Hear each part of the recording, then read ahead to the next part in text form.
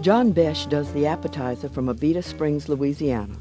It's a terrine of smoked Hudson Valley foie gras with the Granny Smith apple compote and brioche.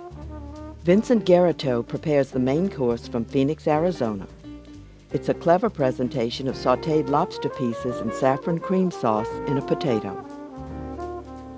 Finally, dessert is offered by Francois Payard in New York City, an elegant warm chocolate tart featuring a rich filling cooked in a pre-baked pie shell. Artesia, on the north shore of Lake Pontchartrain, features the cuisine of John Besh. A native of Louisiana, he worked at Maxim's in New York and at the Windsor Court Hotel in New Orleans. He was named one of the best new chefs of 1999 by Food and Wine magazine. His appetizer is smoked foie gras. The chef begins by separating foie gras lobes and deveining.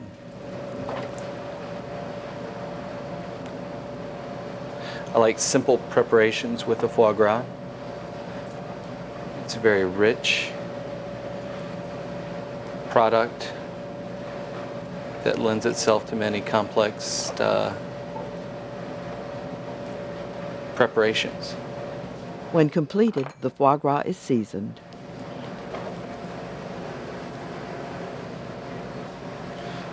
We use just a pinch of fresh grated nutmeg, a little crushed ground white peppercorns, kosher salt,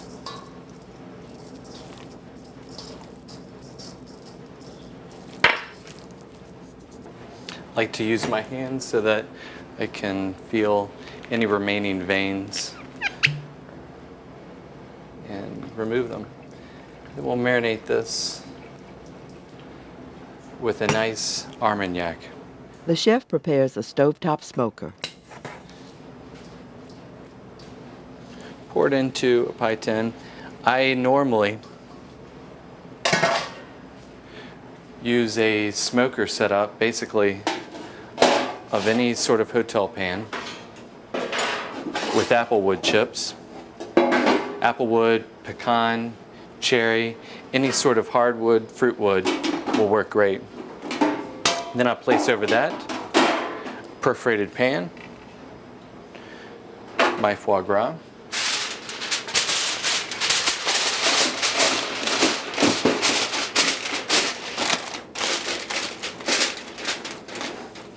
I'll cover that with foil and turn the burners on. What we're doing here is not necessarily cooking so much as we are imparting a flavor. And so it will cook momentarily. I wait for the first whiffs of smoke to appear, and then I'll turn the fire off. We'll still have a small flame, and we'll use the smoke from the smoldering chips. As we can see, it's starting to smoke now. I'll turn those off and allow this to smoke for 2 or 3 minutes. Granny Smith apple halves are cored.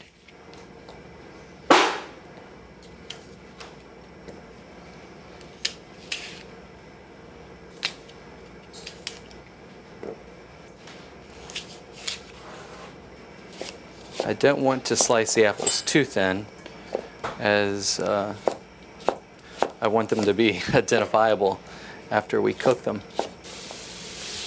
Apples, as you notice, the butter is beginning to brown, and this is exactly what we want. As this is cooking very vigorously, we'll add some granulated sugar and allow caramelization to really take place. The foie gras is removed from the smoker, allowed to rest, then refrigerated. The chef says this should be done a day ahead. Foie gras has a nice smoky flavor to it. At this point, we have a little color in the apples. I want to add a small amount of Madras curry. some ground ginger, and a little touch of salt. Continue cooking in order to brown and toast the spices.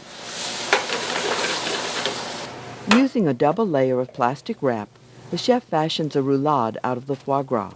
It will be refrigerated.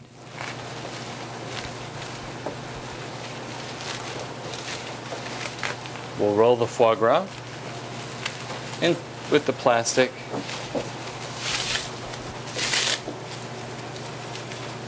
And then refrigerate. Really giving the foie gras and all of the different flavors in the foie gras a chance to meld together. Now we'll add a little bit of rice wine vinegar.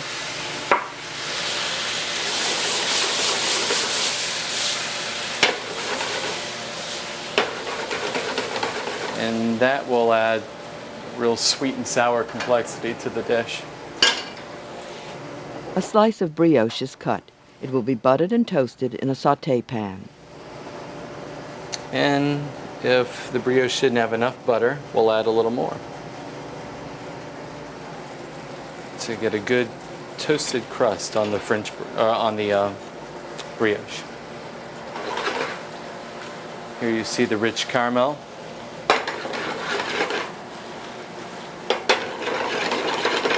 That coupled with the curried spices will add a beautiful complexity to the dish. We'll use the cutter.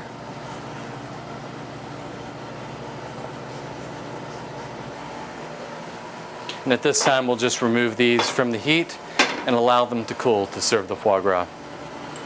Once the apples have chilled, I use a small ring mold. A cutter, as you see here, will work fine.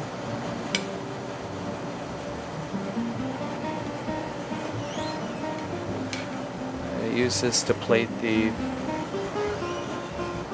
prepare a base for the foie gras.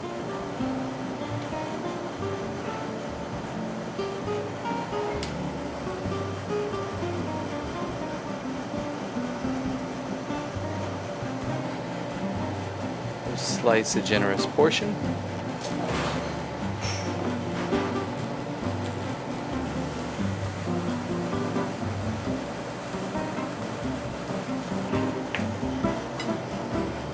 I'll garnish with a fresh garlic chive blossom.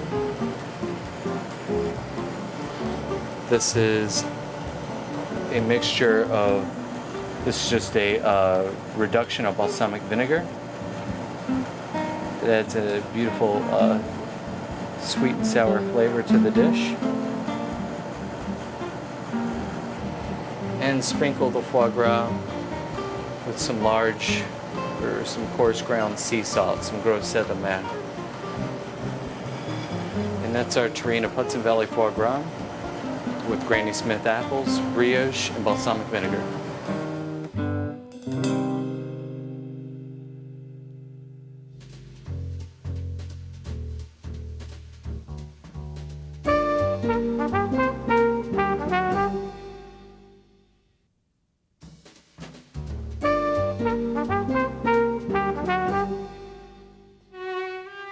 The chef owner of the highly touted Vincent's on Camelback in Phoenix is Vincent Guerithault. Born and trained in France, he was one of the chefs that was imported by Jean Banchet to Le Francais outside of Chicago. Now he is noted for his inventive southwestern cuisine. Here is lobster in saffron sauce. So the first thing to do is to take a main live lobsters, and to steam it for a few minutes, for 2 or 3 minutes. Those are pound lobster, and once they are steamed, we keep them very undercooked. We cut them in half, in the sense of the lengthwise here, and we open them this way, and then you'll see, obviously, the claws. Those have been prepared already. The claws, we put those claws here. We're gonna take the meat of the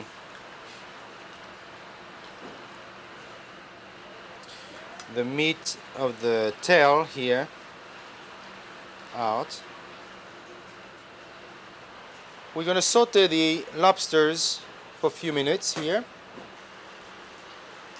I'm thinking about something. Obviously, when I open the lobster, you find the claws in the lobster. And, if you want, we can do that again with a. The lobster is cooking in olive oil.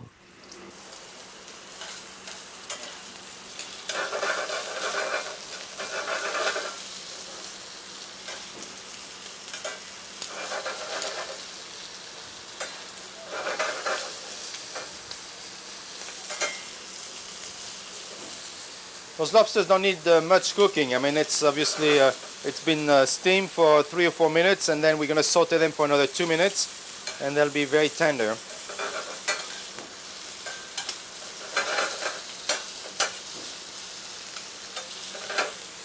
I'm going to put a little bit of shallots right here.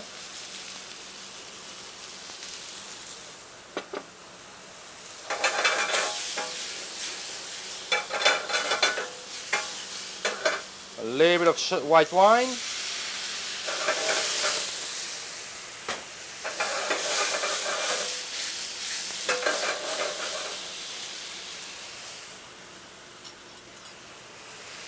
And the saffron, a tiny bit of saffron here.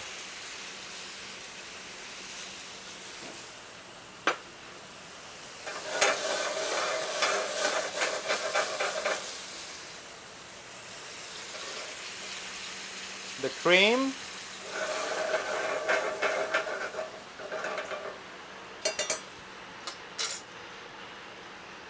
While this is cooking, we're going to prepare the potato here. So first thing to do is to, once the potato is cooked, to find the base of the potato. We're going to use that as the dish itself. We're going to stuff the potato with it. So that's going to be the base, like this. We're going to cut the top off here.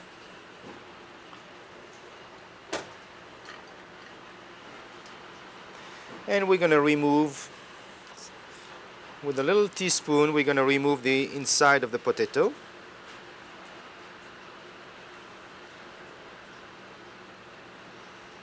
Not entirely, but just enough to put some lobsters inside.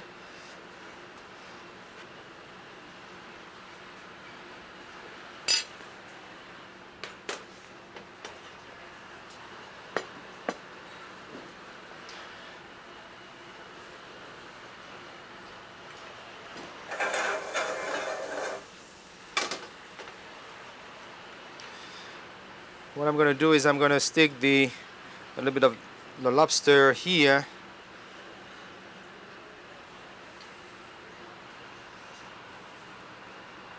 The lobster legs. Wouldn't it be funny if the potatoes start walking, huh? There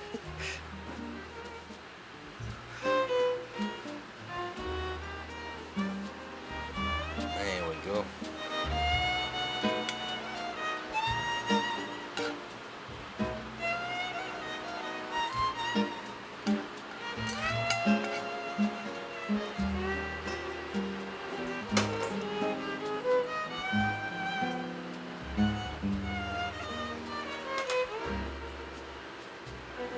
Sauce here.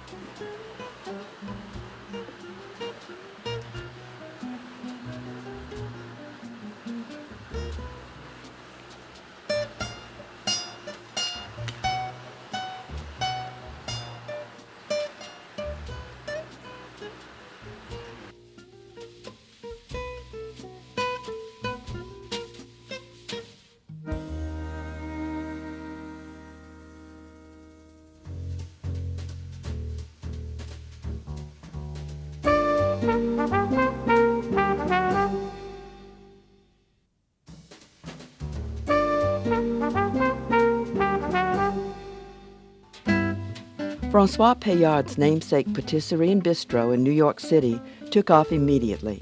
The enthusiastic Frenchman cultivated his passion for pastry as a youngster in his grandfather's pastry shop on the Riviera.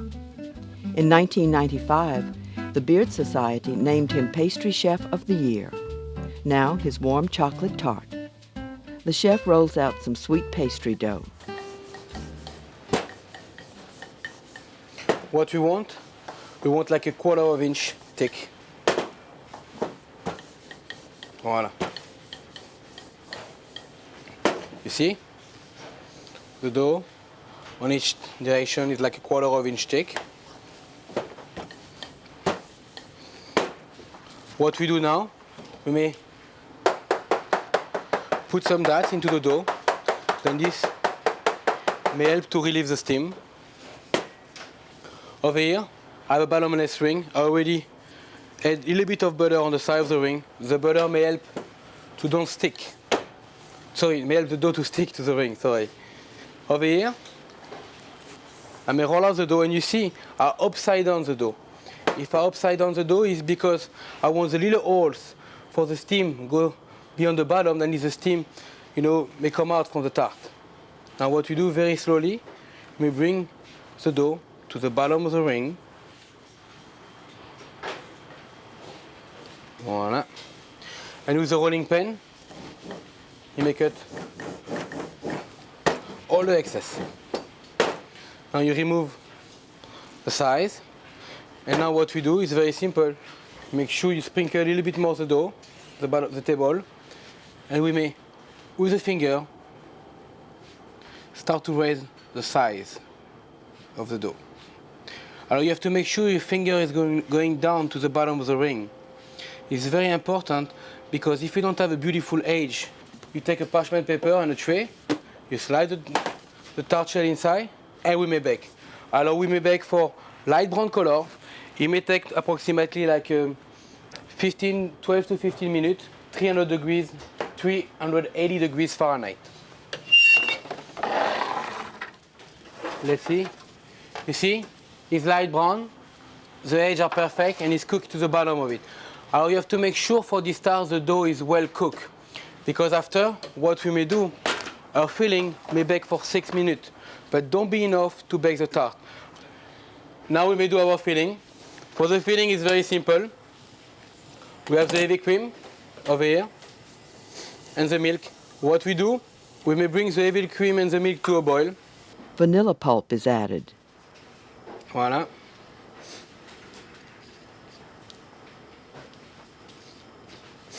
Voila.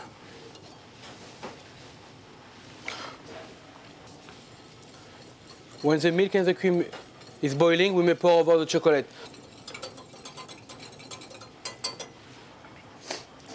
What we do, you just pour the milk and the cream over the chocolate.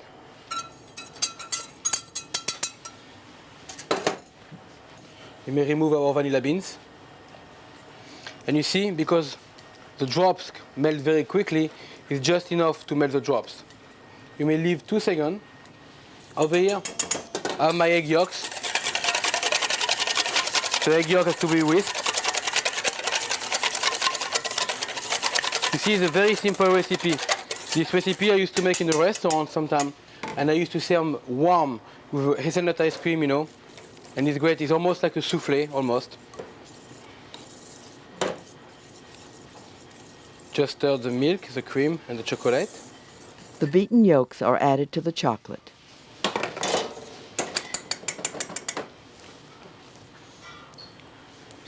Now you pour all the chocolate into the yolks.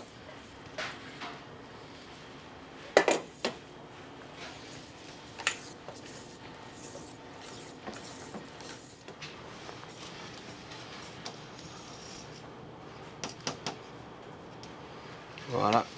1 second. Oh, it's not too practical in my oven, you see. Voila. And now we may bake the tart for like 5 to 6 minutes. What we want almost like a custard. We bake the tart 5 to 6 minutes, like 220 degrees Fahrenheit. Meanwhile, the chef fashions chocolate decorations. Incidentally, the marble slab he uses was in the freezer.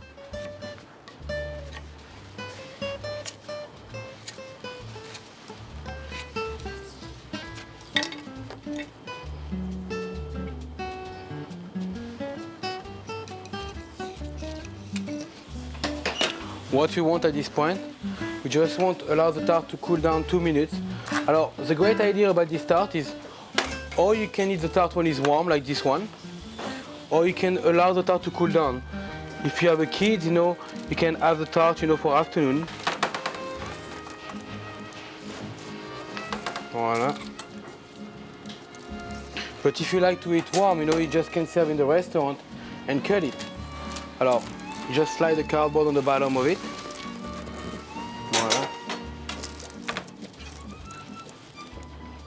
Place over your tray. Voilà. You see, it's still nice and liquid in the center, almost like a chocolate soufflé we make before. Oh, you have to be quick because they may melt. They may melt quickly too. Voilà. A little bit de chocolat. Et voilà, bon appétit.